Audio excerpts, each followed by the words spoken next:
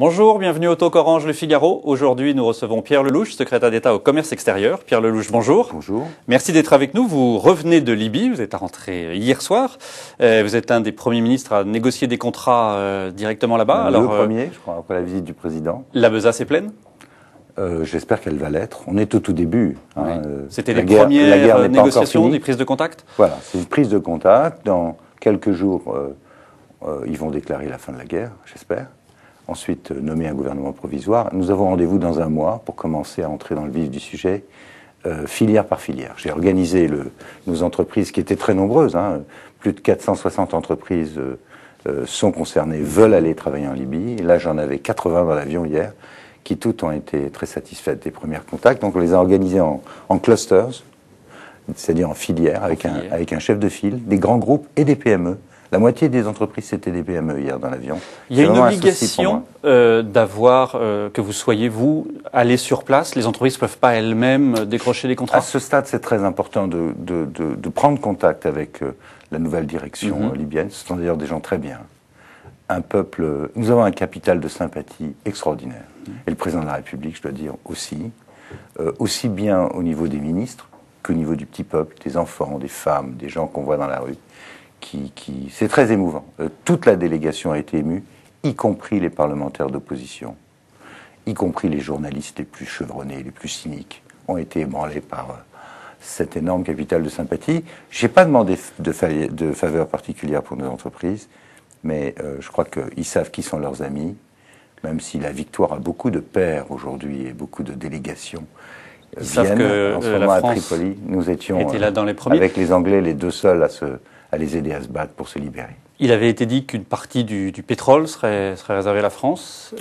Dans quelle tout ça, ce sont proportion on a dit des choses complètement démentes, y compris qu'il y avait des deals secrets sur le pétrole. Pas du tout. Total est de retour en Libye. Ils sont en train de redémarrer leur production et ils seront l'année prochaine à la production d'avant-guerre, autour de 1,6 million de barils jour. Le gouvernement libyen actuel n'a pas de problème de cash. Il y a énormément d'argent dans les comptes de Kadhafi, 70 milliards de dollars en moins, probablement beaucoup plus, parce qu'il y a des doubles comptabilités dans tous les sens. Et quant aux engagements de nouvelles concessions, de nouveaux blocs pétroliers, ils attendront d'avoir un gouvernement élu, donc c'est pas avant un an. Mais je crois qu'il y a tellement de choses à faire. Refaire marcher le téléphone, l'électricité, les aider à soigner leurs blessés. Il y a énormément de blessés, plus de 50 000 blessés, plusieurs milliers de morts. Donc là, vous avez organisé en filière, ça veut dire vous retournez dans un mois sur place Là, dans un mois, nous aurons des ministres en place, des directeurs d'administration, et les chefs de filière vont aller rentrer dans le vif des sujets, sujet par sujet, alors de l'électricité aux routes, des avions, les aéroports, l'eau, les déchets. Il y a énormément de domaines où un pays comme la France peut aider. Un pays que nous avons aidé à se libérer. Voilà. Dans un registre plus franco-français... Un dernier mot.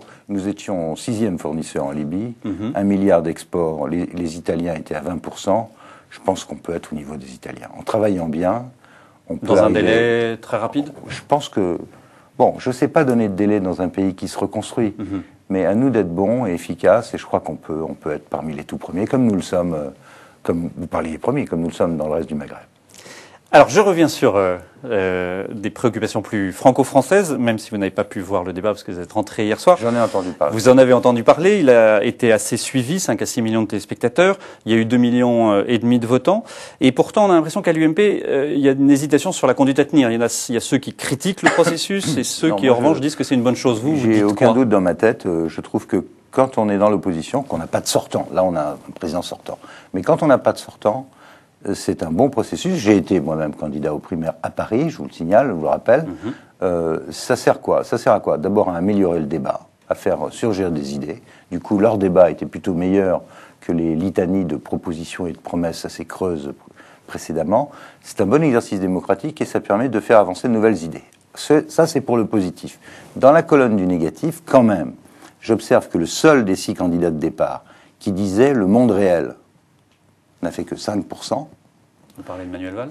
Et celui qui est le plus grand charlatan en matière de monde réel, de ce que je vis tous les jours, c'est-à-dire la compétition internationale, la compétitivité de nos entreprises, Le charlatan a fait 17% et est devenu faiseur de roi. C'est Arnaud Montebourg. C'est là. C'est-à-dire que ce que vous dites, c'est que ce qu'il dit sur la démondialisation, c'est totalement à côté de la plaque, c'est totalement irréel. C'est non seulement une impasse, mais c'est une faute politique lourde. Si on fait croire aux Français que la solution au problème économique de la France et à nos déficits extérieurs, intérieurs, le budget, c'est de fermer les frontières, et que les Allemands et les autres vont accepter le protectionnisme des années 30, cette fois-ci repeint en vert aux couleurs de l'écologie, c'est une impasse et une faute. Et en même temps, quand il dit que le Brésil le fait sur certains produits, que les États-Unis, le Sénat a voté une taxation sur des produits de que nous ayons des mesures. Chine. Attendez, moi je ne suis pas contraire, je me bats toute la journée pour que nous ayons des mesures défensives adéquates. Mais la solution, le protectionnisme, ça a toujours conduit à la guerre, ça a toujours conduit à la déflation, au ralentissement économique, au chômage et à la guerre. Il y a en France 7 millions de gens qui travaillent à l'export, dans les sociétés à l'export. La moitié du CAC 40 est détenue par des entreprises étrangères. Nous sommes ouverts et nous sommes en compétition.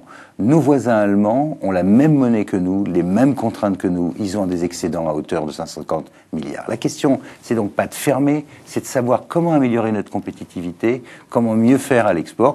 Ce qui n'empêche pas de vouloir verrouiller là où l'Europe est trop faible, mais c'est ce que nous faisons. L'affaire de l'ouverture réciproque des marchés publics, c'est moi qui l'ai soulevé à Bruxelles il y a 2 ans. C'est le président de la République qui l'a obtenu. Donc de prétendre que rien n'est fait, ce qui est vrai, c'est qu'une Europe à 27 est très lourde à bouger et que c'est sûr que c'est beaucoup plus facile de prendre des mesures offensives ou défensives quand on est tout seul, quand on est 27. Surtout qu'il faut Simplement, il faut rappeler à M. Montebourg que la politique commerciale de l'Union, elle est communautarisée. C'est pas le gouvernement français seul, c'est avec tous les autres. Autre sujet encore plus restreint sur Paris, je vous propose d'écouter Rachida Dati qui était sur Radio Classique ce matin, qui réagissait à ce qu'avait dit François Fillon la veille. Où François Fillon veut venir à Paris et veut venir nous aider à conquérir Paris. Alors il n'y a aucun problème, il y a 10 circonscriptions à l'Est parisien dont nous avons besoin pour reconquérir Paris, qui ont été perdues sur des divisions à droite. Ou alors, il souhaite... On a le temps, on est tranquille. Ou alors, il souhaite une circonscription de confort pour des convenances personnelles. Et ça, les Parisiens ne l'accepteront pas, ils ne le supporteront pas. Il ne faut pas qu'il oublie l'échec cinglant de son entourage et de la droite parisienne aux dernières élections sénatoriales. Qu'est-ce que ça démontre? Ça démontre que vous ne forcez pas la main aux Parisiens. Ça s'annonce difficile, l'arrivée de François Fillon à Paris, quand vous entendez Rachida Dati? C'est très tranquille.